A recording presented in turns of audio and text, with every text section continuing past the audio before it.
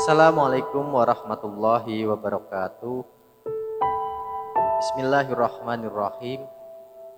Al-Hikam bab 16, penjelasan tentang perjalanan dari makrifat ke hakikat. Kehendak yang kuat mencapai makrifat tidak berarti hanya sampai kepada apa yang telah dikasyafkan Allah kepadanya, kecuali ia hanya ingin berhenti pada suara hakikat yang memanggilnya. Suara itu mengatakan, yang engkau cari sekarang ada di hadapanmu. Jangan engkau berhenti di situ. Demikian pula ketika ia memandang keindahan alam, hakikat alam itu menegurnya. Ketahuilah, sesungguhnya kami ini adalah fitnah. Jangan engkau terpedaya oleh kami. Perjalanan menuju Allah bagi hamba yang tekun beribadah adalah perjalanan yang panjang. Bagi orang yang makrifat kepada Allah bukanlah semata-mata telah mengadakan ibadah secara teratur, akan tetapi memerlukan kemampuan rohaniyah yang tinggi dan luar biasa untuk sampai kepada tingkat makrifat atau tingkat ihsan.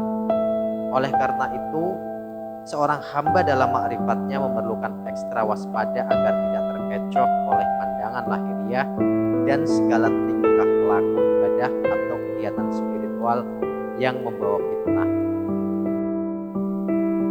Martabat makrifat itu memang bertingkat-tingkat. Dalam menuntunnya jangan sampai seorang hamba berhenti pada suatu martabat saja karena merasa telah mencukupi baginya mendapatkan martabat makrifat.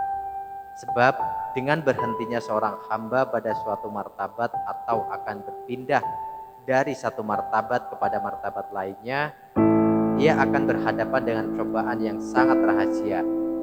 Karena untuk mencapai hakikat melalui makrifat, seorang pencari tidak boleh berhenti.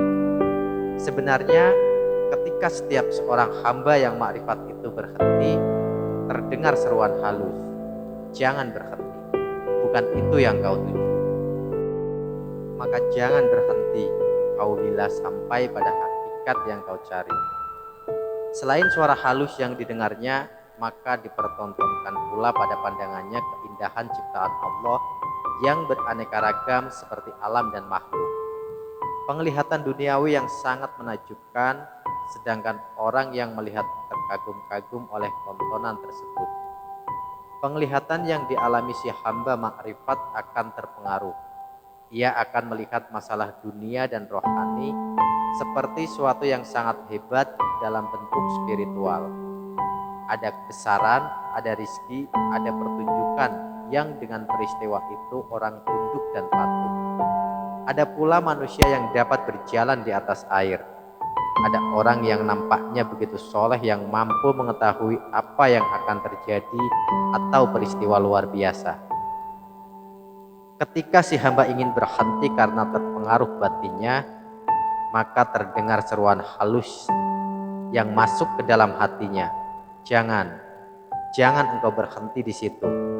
Semua pandanganmu adalah fitnah licik, tentunya dari setan. Perjalananmu masih jauh di depanmu. Jalanlah terus.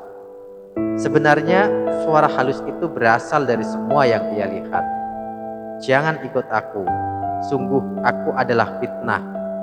Andai kata seorang hamba makrifat tertipu oleh penglihatannya sendiri, lalu ia jatuh ke dalam peristiwa yang dilihatnya, maka turunlah martabat makrifat ke tingkat yang lebih rendah atau sama sekali jatuh.